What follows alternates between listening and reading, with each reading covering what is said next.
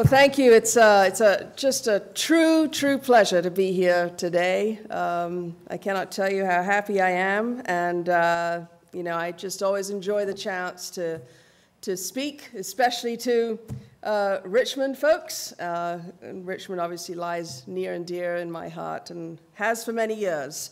So Dean Bagranoff asked me if I could share a few thoughts with you today about my career background, innovation at P&G, on what I think it takes to be a successful leader.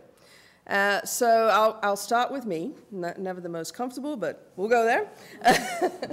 I was born and raised in Brazil, and I grew up in a very multicultural family. So my father is English, in case you're wondering about the accent. My mother is Chilean. And my grandmother and great-grandmother are Chilean as well. My husband and I were both born and raised in Brazil, and my brother as well, and my kids were born in Mexico. So when we were growing up in Brazil, my parents insisted that we speak English at home. We were obviously going to learn Portuguese at school and with friends, and they felt that learning a second language was important, and I thank them every day for that decision. It's obviously helped me in my life. Both my brother and I actually attended Brazilian, British, and American school systems growing up. I say that because from a very early age, it really helped me appreciate, the different cultures around me. We all come from different walks in life, and learning to develop an appreciation for different cultures, I think, is something that's very important, especially in this world of today and, frankly, the future. When I first came to University of Richmond, in fact, the first time I came to the U.S. was only 5 days before I was a freshman at Richmond. So it was quite a culture shock. A good one, though, right? I mean, I came back. In fact, I just want to say my roommate is here. The first roommate I had as a freshman year is here. So Sharon Dunsing, I don't know where you sat yourself. There you are. So I know you don't like getting pointed out, but she's a Hall of Fame tennis player, I have to say that.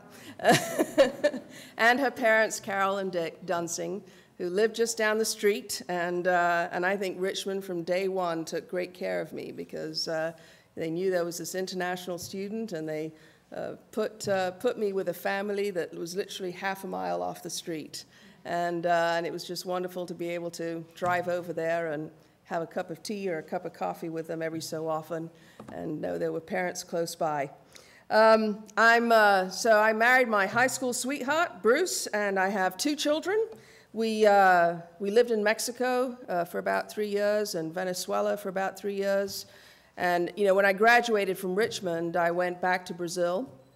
I got a job with Johnson Wax while I was a student here, and they shipped me back home, which was good. Worked for about 3.5 years with Johnson Wax in Brazil. P&G was not in Brazil yet at the time. It was mostly an American company when I graduated from college. And then I went to work for J&J for about 3.5 years, and then P&G finally came to Brazil, and here I am 21 years later. So it's been a great career, and one of the reasons I actually decided to join P&G was that P&G is a company that really values the international career, and I knew that, and wanted to join them so that hopefully one day I could actually come back to this country as a legal citizen. I was here on a student visa and couldn't stay. So not only am I back, I've been back for 10 years now, but I've become an American citizen. And the neat story there is that the judge that swore me in as an American citizen has a daughter at University of Richmond. So it all comes back to Richmond. So, when I joined P&G in 1990 as a brand manager, and went to Mexico as a marketing manager, then back to Brazil as a marketing director, then to Venezuela as a general manager for our global feminine care business in Latin America. And then came to the States and ran the feminine care business for North America. And for those of you wondering what the feminine care business is, it's basically Always and Tampax, so not to embarrass the men in the room too much. And went on to then be the global president for the global feminine care business, and added healthcare to that a couple of years later. And I've been in my current role now as the president for P&G North America for about 2.5 years. So it's been just a terrific, set of experiences, a wonderful set of countries, and I think just the point I'll make there, and we'll talk about it later when I talk about leadership. And we actually talked about it earlier in our group with some students, is just the importance of going beyond your comfort zone and building experiences that you really would never imagine you could build. And especially for the students in the room, I would certainly suggest that you do that at an early age. It's a lot easier to do without kids. So with that, I would like to move on to innovation, and then we can come back later with Q&As. But Nancy also asked me to talk about innovation at P&G. This is obviously a subject near and dear to our heart, and we love innovation. We really believe in it. And so I thought I'd just talk about why does innovation really matter? Why is it important? And what do we know about innovating successfully? So at P&G, we've been in business for almost 175 years. It'll be our 175th anniversary coming up in the summer. And that's because, we believe innovation plays a key role in everything that we do. Innovation is the primary way that we touch and improve consumers' lives. Innovation is also a critical driver of our business, financial, and economic growth. And virtually all of our sales growth over the last decade has come from new brands or new and improved product innovation.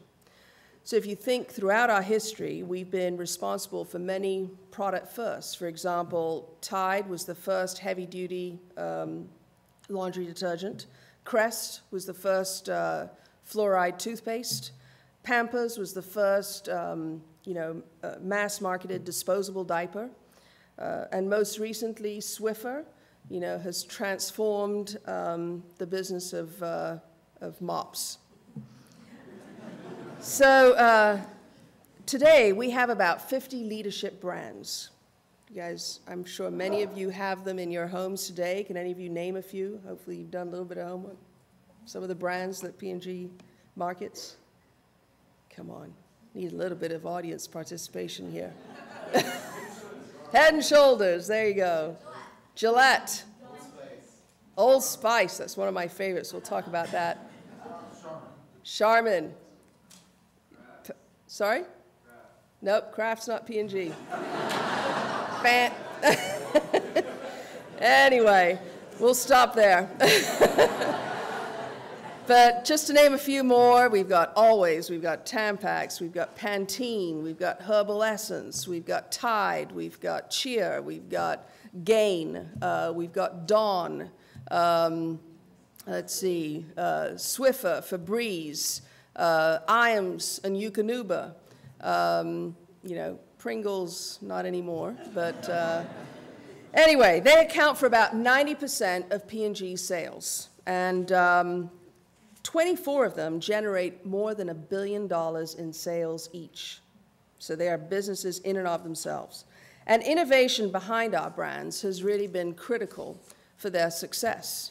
So how do we innovate at P&G? First and foremost, it starts with the consumer. And we work very hard and dig very deep to understand their needs, their wants, and their aspirations. We try to uncover critical insights about how to improve their day-to-day lives. Our goal is to take their satisfaction to the next level.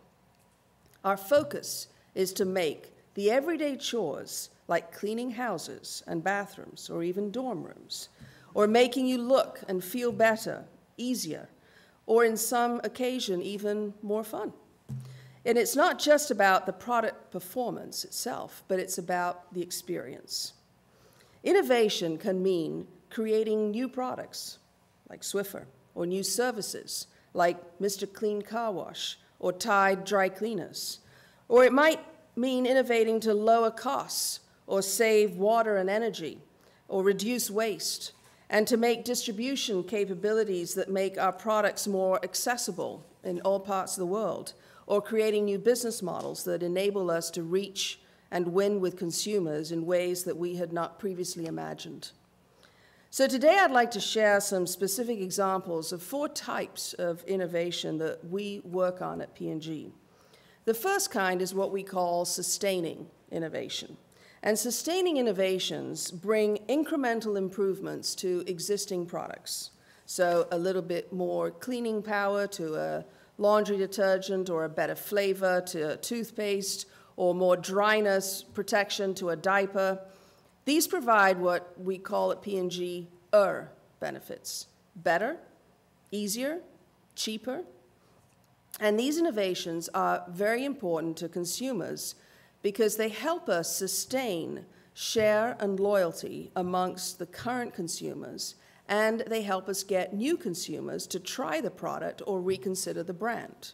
So these types of innovations are important for us to keep the base business growing year in and year out.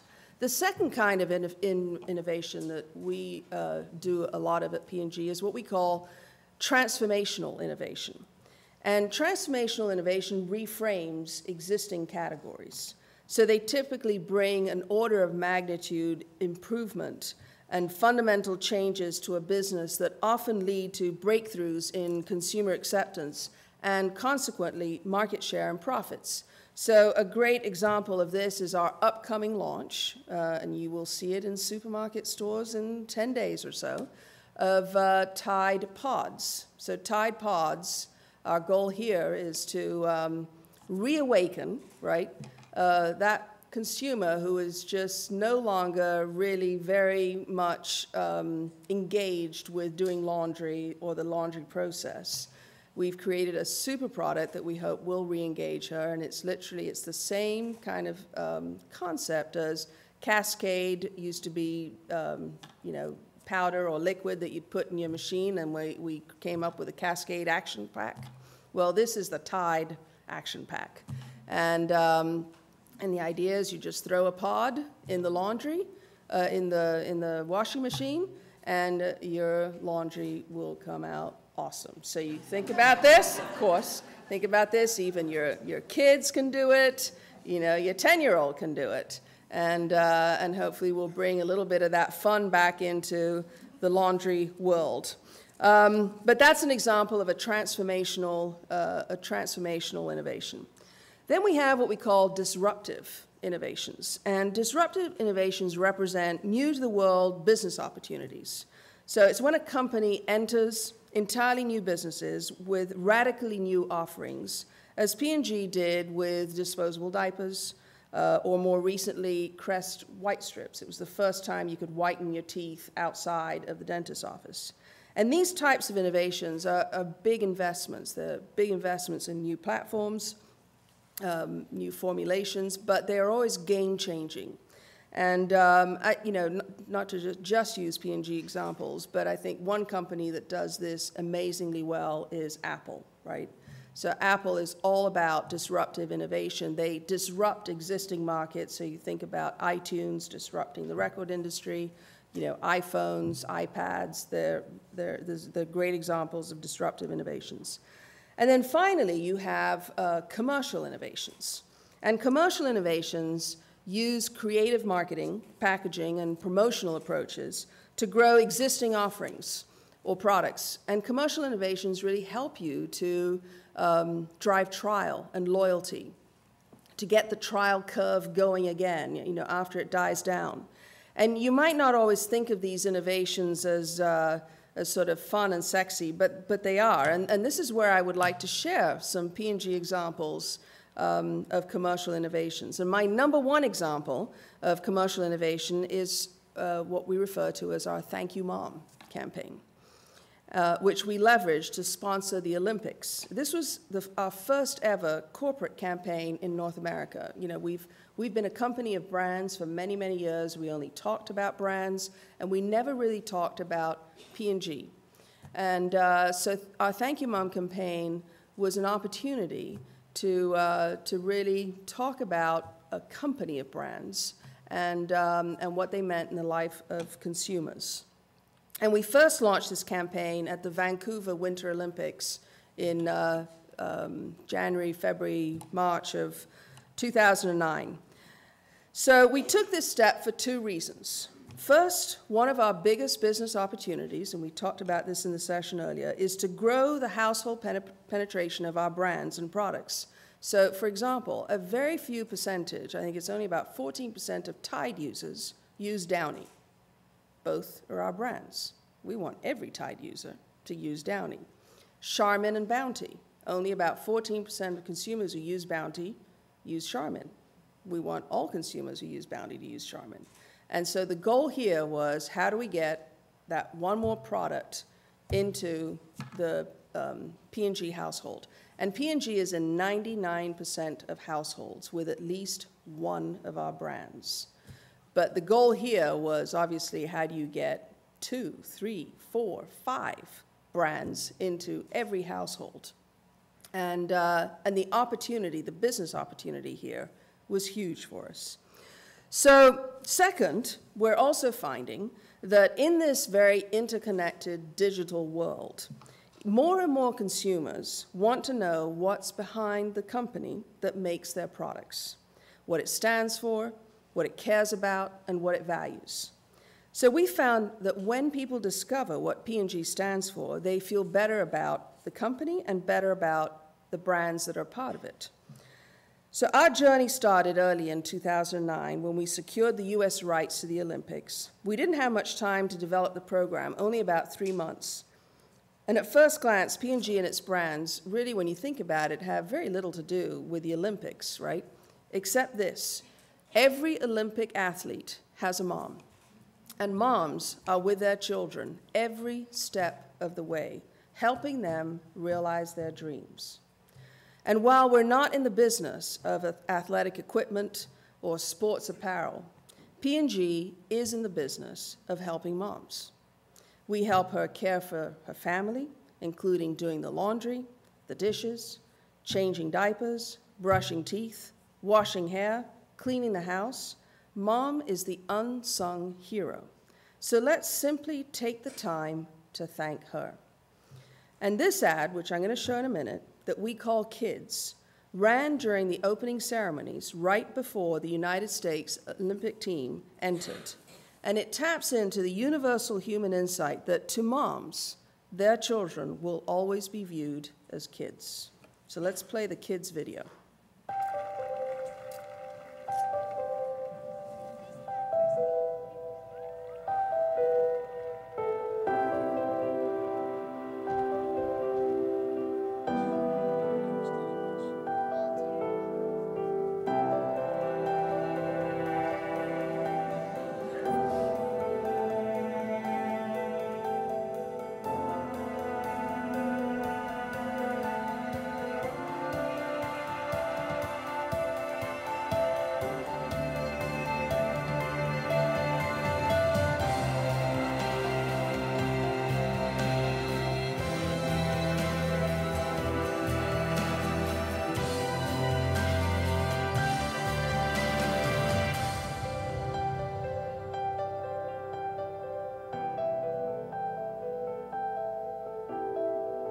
P&G, proud sponsor of moms. So this same insight was there for our final commercial of the Olympic Games. And this one we called Mom is Always There. So let's play Mom is Always There.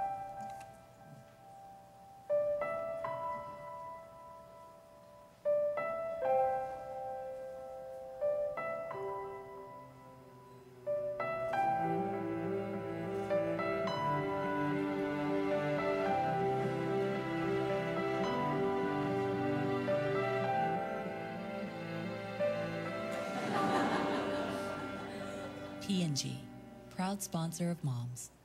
And those are real moms of Olympians. So beyond the advertising, this big idea led to acts of generosity. We discovered that many athlete moms couldn't attend the Olympic Games because of financial hardships. And after a lifetime of support, to not be able to experience the pinnacle of being on the world stage was just unacceptable to us. So we provided a Thank You Mom gift to offset travel costs, so every mom on the US team was able to attend the Olympic Games and see their child compete. And when families arrived in Vancouver, we treated them to a P&G family home where they could relax and get together with their children and friends and families. And we gave them services to enjoy, such as the Pampers Playroom Village, the Crest Smile Center, the Tide Laundry Service, and the Beauty Spa. And this truly became a home away from home for the moms and the athletes. The results were beyond what we could have imagined. P&G became part of the Olympics conversation. And during the Games, P&G's favorability jumped 10 points. 6 billion impressions were delivered from PR and word of mouth and from traffic on our website, Twitter, Facebook, and YouTube. Share was at its highest peak that year during the Olympics, and this is just the start. So we've decided to continue to expand this program globally and recently signed a 10-year sponsorship deal with the International Olympics Committee. So starting with the upcoming Summer Games in London, P&G will be in the center of the Olympics. This will all begin in April, so watch out. There's some great advertising coming. I was hoping to bring it today, but I wasn't allowed to show it yet.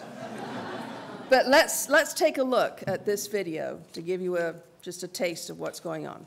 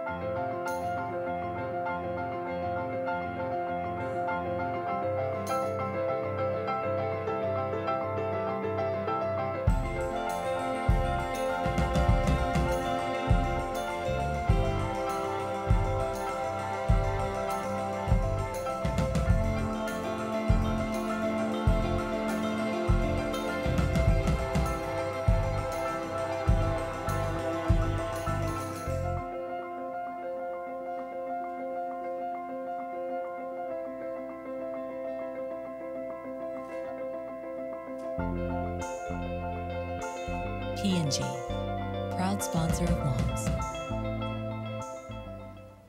So make sure you buy your Olympics packaged P&G product beginning in May and support the cause. So let me move on to another example here. Another of my favorite commercial innovations is Old Spice and its creative marketing approach. And Old Spice had defined its purpose to help guys navigate the seas of manhood. And the brand has a core benefit that's rooted in its heritage. It makes you smell great, like a man. So we tapped into the insight that guys want to be manly. And deep down, they may be secretly afraid that they're not manly enough. Does this ring true for anyone? So the Old Spice guy tapped into this with ladies, look at your man. Now back to me. Now back to your man. Now back at me. Sadly, he isn't me. And he goes on to give a relevant brand solution by saying, but at least he can smell like me if he stopped using that lady-scented body wash and switched to Old Spice. So let's take a look at the Old Spice spot. He does a much better job than I do. Hello, ladies. Look at your man. Now back to me. Now back at your man. Now back to me. Sadly, he isn't me. But if he stopped using lady-scented body wash and switched to Old Spice, he could smell like he's me. Look down. Back up. Where are you? You're on a boat with the man your man could smell like. What's in your hand? Back at me. I have it. It's an oyster with 2 tickets to that thing you love. Look again. The tickets are now diamonds. Anything is possible when your man smells like Old Spice and not a lady. I'm on a horse. So this big idea of smell like a man invited a lot of participation. The first commercial was viewed on YouTube 20 million times. Then a Twitter campaign was created where people asked the Old Spice guy questions. And in real time, 186 videos were shot in 2 days to respond to people, including people with large followings like Ellen DeGeneres, Elisa Milano, and George Stephanopoulos. He even did a video for me, so let's look at that video. Hello, Mel. I heard that one of your sales team spoofed me. Look at me. Now look at my imposter. Now back to me. You know, Mel, if he was me, he would be selling just one more product in the cart. But unfortunately, he's not as good looking as me, which means he'll need to start using Old Spice if he wants to sell just one more. Thank you for your strong support last fiscal. And here's to a stronger 10-11. So our sales force liked that one. The videos generated 1.8 billion PR impressions, including features on national broadcast networks. We saw a 2,700% increase in Twitter followers, 800% increase in Facebook fans, and 140 million YouTube views, including many fan-generated spoofs. Let's take a look at one that recently done by Matt Lauer on the Today Show. Where in the world is Matt Lauer? Show me a sign, give me a clue. Drop me a hint and tell me something new. It's a global mystery. You got to watch and see. Where in the world is Matt Lauer? And Natalie and Al, we have made it to day 5 of Where in the World is Matt Lauer, the 5th day in the 10th year of this series. And so I want to do something a little bit differently if you're all on board with that. I want to take the clue and talk about it a little later. Are you okay with that? Okay. Sure, yeah. Okay. All right, good. So play along with me then. If we're not going to do the clue now, Anne and Natalie, look at Roker. Okay. Now look back at me. Okay. Now back at Roker. Okay. Sadly, he is not me. But if he were me, he might be a lumberjack somewhere in the Canadian Rockies. But Al Roker is not me. Look down. Look back up. Whoa. Where are you? You're on a yacht in Monte Carlo with the man your man could be if he were on Where in the World. But your man is not me. In fact, your man is not close to me. Look down. Now look back up. What's in your hand? What's in my hand? It's an autographed picture of me. Look again. It's an autographed picture of Roker, the man your man could be if he were on Where in the World. But he's not here. As a matter of fact, Oh, my Lord. he's nowhere to be seen. But if Roker was me, he might be in a tropical paradise and he could be throwing a beach party just for you.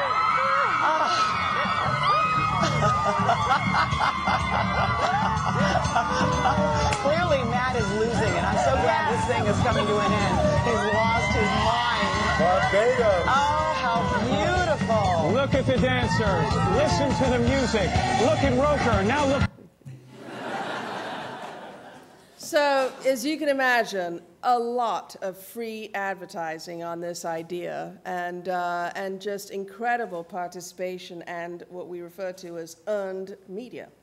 And you know, this big idea has translated into a lot of purchase. Old Spice leaped into first place in market share and is still growing. And we ran out of product. We couldn't keep up with the sales. So that's the not so good side of the story, but in a sense it's great. So as you can see, innovation is very broadly defined at P&G. It's our lifeblood, and every P&G'er is 100% committed to driving innovation for our consumer, our brands, and our company. So with that, I will switch to the third topic that Nancy gave me.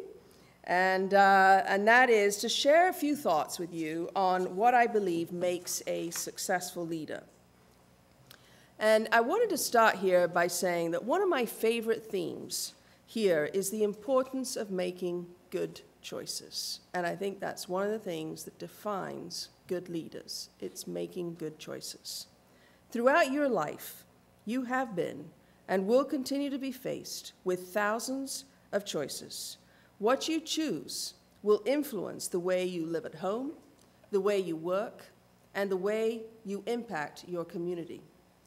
So become intentional about making the right choices for you. First, start with a vision, a dream for yourself and your family, for your job, and make choices along the way that pursue those dreams with passion, with optimism, and with determination. I had a dream many years ago, which was to one day return to the States after having left Richmond. And my husband had the same dream, fortunately. And we worked along the way, all the decisions that we made, whether it was about jobs, whether it was about educating our kids, whether it was about the companies we worked for, were made with that ultimate dream in mind. And it might have taken us 12 or 15 years to get back here, but we got back. So I just say, sometimes the path might not be firm, but if the dream is there and you really want it and you are determined, you can get there. It just may be in a roundabout fashion, and that's okay, because you get a lot of experiences along the way.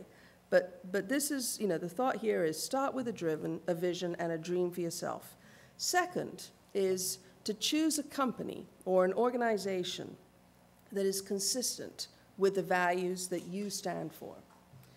Years ago, I made a decision to work for a company that has strong principles and values, P&G.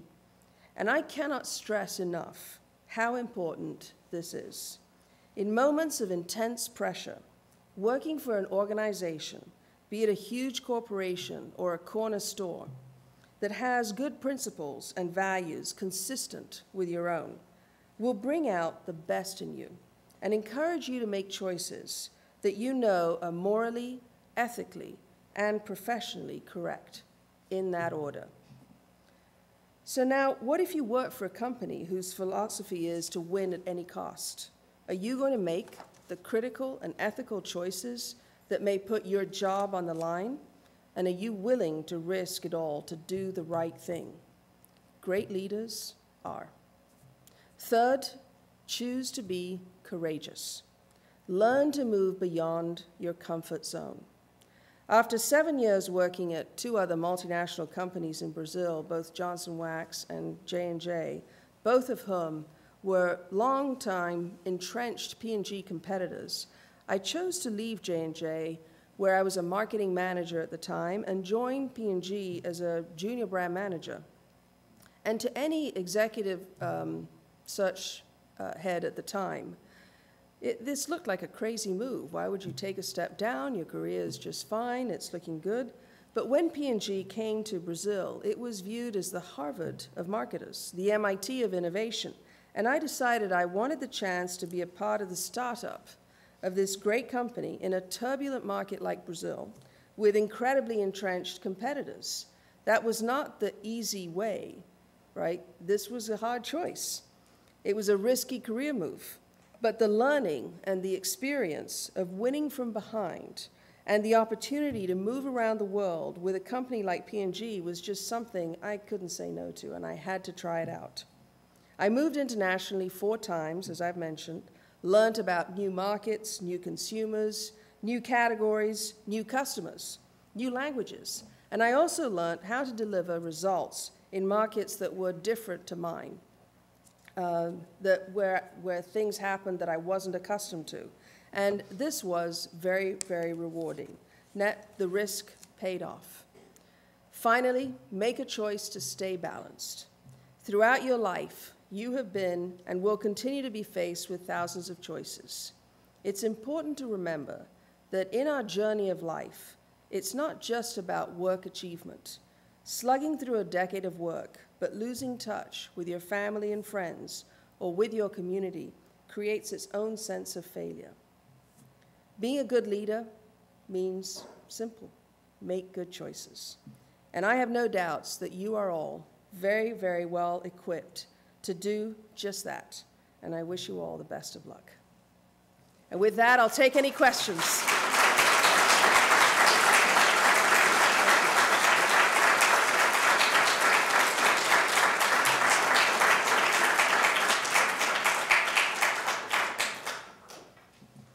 I'm happy to take any questions. Yes, sir. Probably our longest brand, and we actually have a P&G'er in the audience, a retired P&G'er. Pat Morris, where are you? You correct me if I'm wrong, or you probably know better. He was in our sales organization. I was going to guess Ivory, but... It was Ivory, and I think it still is Ivory. That's right. And it is still 99% pure. So the formula has not changed. But I'm sure we've innovated on the cost. Yes, sir. Do you find in countries like emerging markets like Brazil that the housewives or people down there are different to sell to than they are up here? Do they like different products than we like? You know, we were actually talking about this in an earlier session. I think this varies a lot country by country, and you know, just if we take the detergent category, where there is a lot of variation. Not everyone has a washing machine and a dryer, for example. You know, you get in India and parts of Brazil, people are washing their clothes in the river, you know, on a, you know, scrubbing them on a piece of rock. And so, you know, because the habit and the way they do their laundry is different, it does require different formulations. So, for example, less suds, because it would be very difficult to get the suds out of the clothes when you don't have a washing machine or a dryer. You know, very often a bar as opposed to a powder or a liquid. So that's a simple example, but it's a good. So we, you know, what we do actually is our product researchers actually live with consumers day in and day out in a lot of these countries to make sure we understand exactly how it is that that they do their laundry or cook their food or clean their counters. Or, you know, a number of, you know, wear their diapers or whatever the product is. And we live with these consumers and really understand that, and then make sure we design formulas that, deliver on their expectations and on their needs and turn into wow experiences for them. Did you major in marketing, and what aspect of the university's marketing brought you here? I did major in marketing. I fell in love with marketing here at Richmond. We were talking about this earlier as well. Dr. Giese was one of my favorite professors. He's since retired. I think been gone for several years. And he always used to start his class with some great inspirational questions that, you know, would make us all sit there and go, really? I'd never thought about that. And, you know, a story I'd tell, when I was born and raised in Brazil, Brazil was a military dictatorship and a very closed economy. And, you know, you'd go into a supermarket in Brazil and there was maybe one brand of butter and, you know, one brand of shampoo and one brand of conditioner. So, you know, when I came to the States, you know, as I mentioned earlier, 5 days, for the first time ever, 5 days where I was a freshman at Richmond, and walked into a supermarket, you know, I was like, wow, this is Disney, you know. I was fascinated. And, you know, just all the choice. Just, you know, I'd go to a McDonald's and ask for a Coke, and it was it, you know, diet or regular, or, you know, caffeinated or non-caffeinated, or, you know, well, with, you know, I don't know, diet with, you know, with ice. Well, crushed or cubed. You know, I mean, just, you're bombarded with choices you've never had to make in your life. You never even knew were an option. And of course, you know, when I met Dr. Giese, you know, he of course said, well, that's marketing. You know, that's marketing. And I thought, well, I want to take this back to Brazil. And so, you know, I became fascinated by it. So how do you launch another new product, and what has to be true? And I became his assistant for about 18 months, and we would talk for hours and hours about this subject. So, you know, and I think one of the things that was just great about Richmond, it still is, I believe, was the relationships you were able to develop with your professors. And certainly all of my marketing professors I remember to this day, whether it's Dr. Giese or Dr. Weisenberger, who was just another wonderful, you know, person you could sit and talk to, and Dr. Babb, who I understand is still here today. And I just, you know, fell in love with the subject, and they perpetuated the love. And then I was told by Dr. Earl, I think, that I had to do finance as well. So I did finance as well. And I don't know if Dr. Earl is here, but anyway. So I did finance as well, but I clearly didn't like it as much. Sorry. But it's great to see you, Dr. Howman. Dr. Howman was the president of the university when I was here, and so it's good to see you back here. Yes? So Procter & Gamble is known for best practices and consumer insights, and everybody has followed everything that you've done along the way. How do you stay ahead of that curve? Good question. People are getting very smart these days. No, you just have to. You just have to keep. This is why innovation is so important, and there are many ways to stay ahead, you know. But I think you know, we've got to continue investing in research and in our partners. You know, one of the things that we've done is created a connect and develop network where we share our technologies both internally and you know, bring in outside partners. So 50% of our innovation today actually comes from outside of P&G because we develop these partnerships early on with entrepreneurial innovators. And if we feel they've got a big idea, we'll bring them into the network and continue to work with them. And I think, you know, so that's one place. We innovate as well on the marketing front. You know, when we see how digital the world has become, you know, from the company that made the first soap opera, what, I don't know, 30, 50, 80 years ago. Pat, you probably know better than I do. As the World Turns, right, which was created by P&G. So we've always innovated in this media marketing area as well, and making sure that we continue doing that, you know, with Facebook, Twitter, and the next sort of big thing that's coming out. So we're always out there. In fact, you know, just earlier in January, I went and spent a week at Silicon Valley just meeting with all these different folks and understanding what they're doing, meeting with venture capitalists to understand, okay, so what's hot, what's not. But it's just a constant part of one's job to be on the lookout for that. But most importantly, I think the piece that keeps us ahead is that we really care about making the consumer experience better. And whether that's through services or whether that's through products, whether that's through advertising, the key here, if we are not constantly improving the level of satisfaction amongst our consumers towards our brands, that's when we will lose. But as long as we continue focused on that, they will continue to reward us. Yes? What is your favorite P&G product, and where does the initial attachment come from? Well, having run the feminine care business for 8 years, just kidding. My favorite P&G product, boy, I got a lot of them these days, but you know, one that I love, put a little plug in for this one, is Olay Pro-X. So Olay Pro-X is actually a product we launched a couple of years ago, more than that, probably about 5 years ago.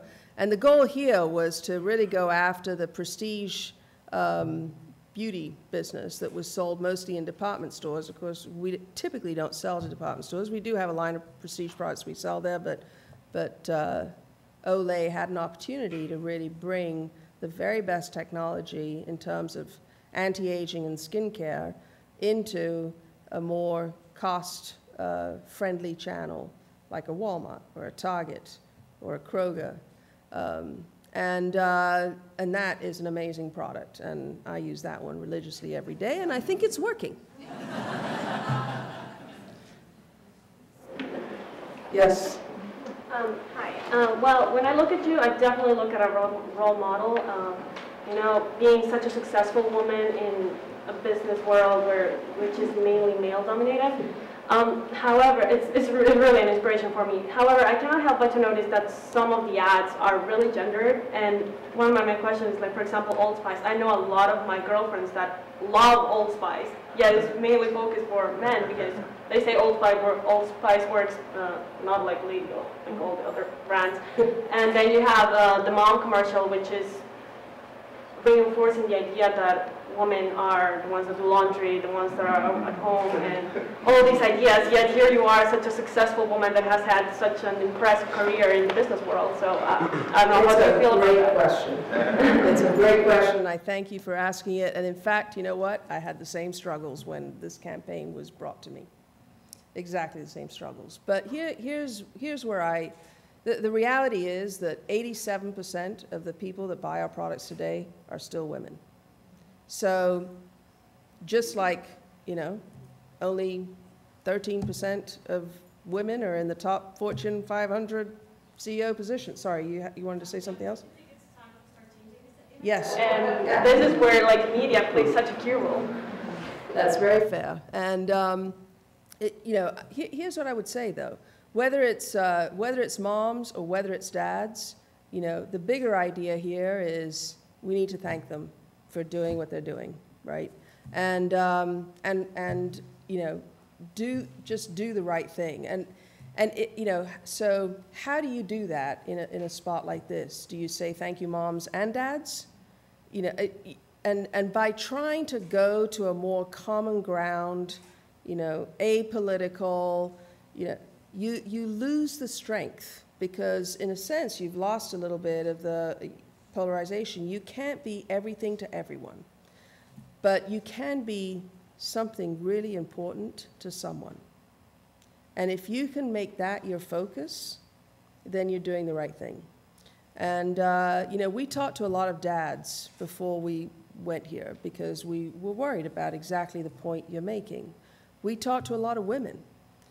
But again, the reality is that a lot of women have made the choice to stay home and look after these Olympians, right? To do the right thing for them. And are you not going to talk about that because, you know, there's another set of women who haven't? So you know, you're absolutely right, and I think media does play an important role, but I don't think you can diminish one role for the other. They're both equally important roles.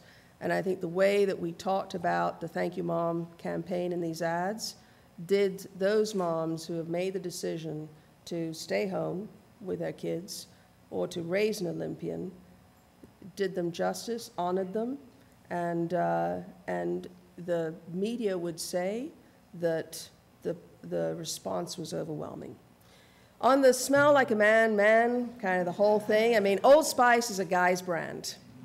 And we need to, again, respect that fact.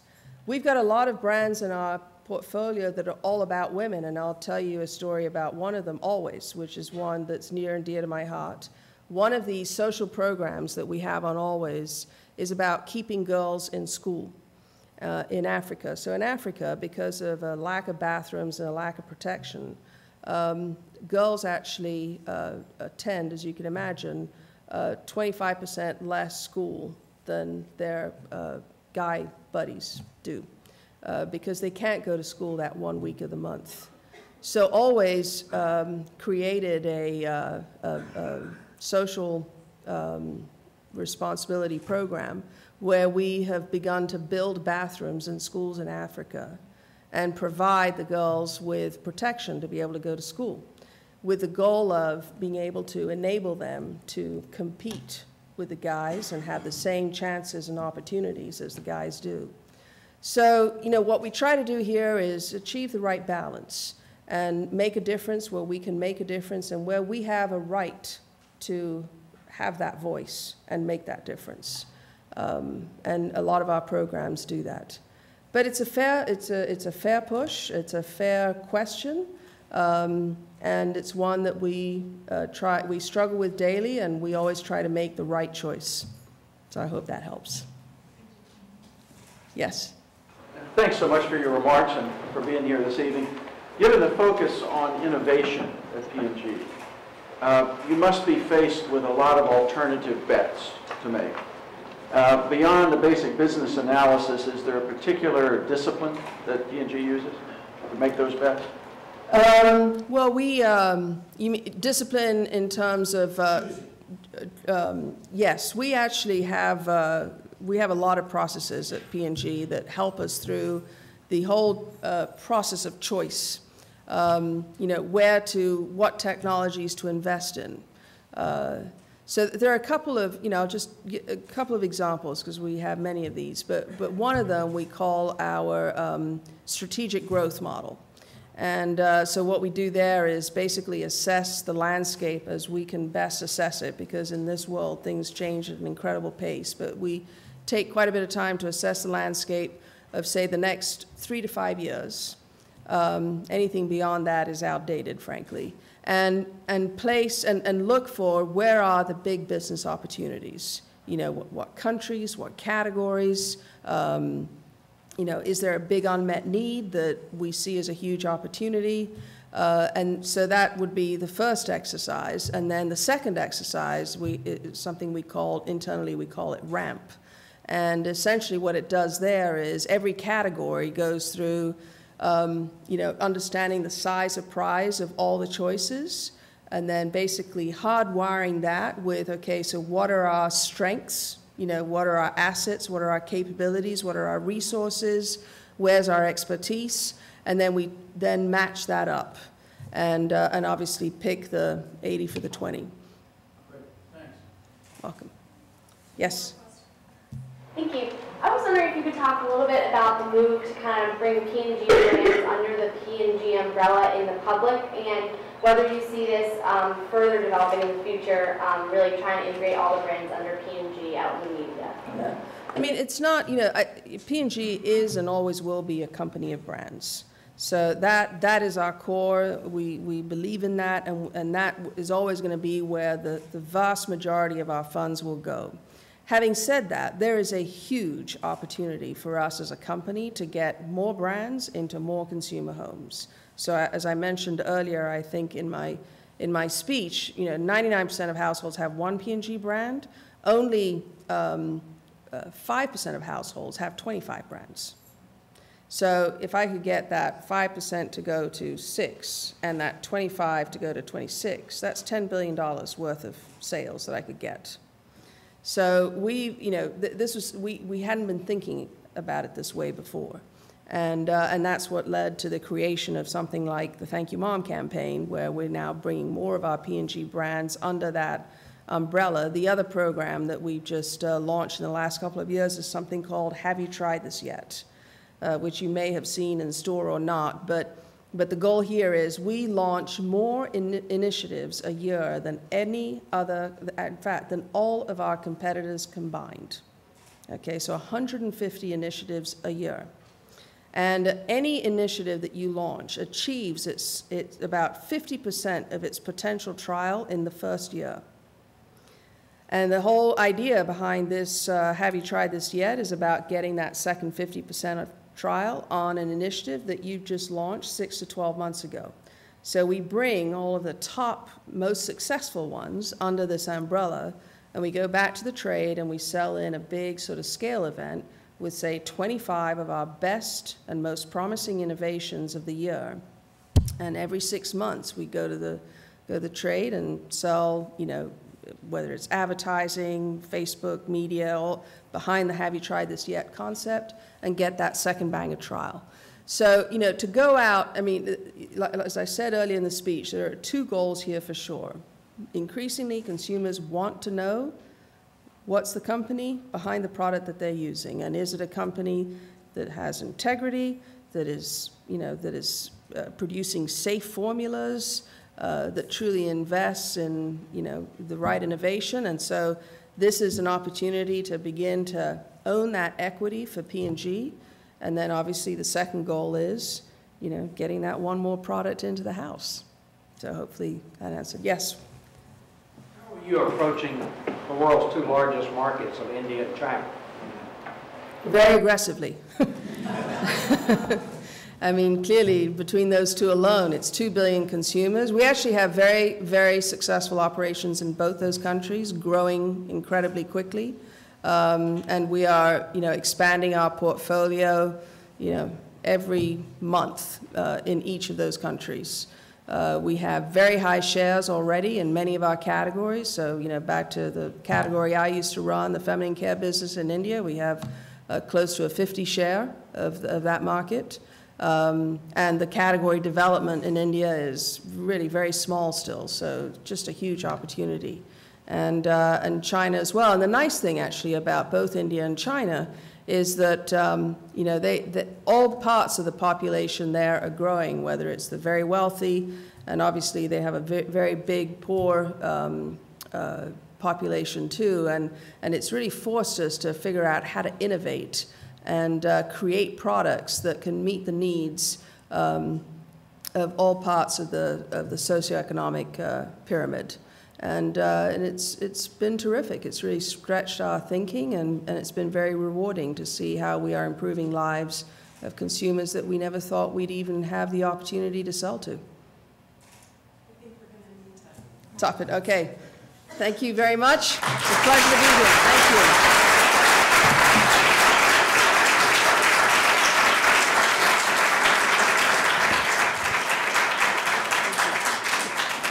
I think what we learned this evening is that moms are really important to the success of Olympians, and they can also be great corporate leaders. Thank you so very much, Melanie Healey. Thank you very much.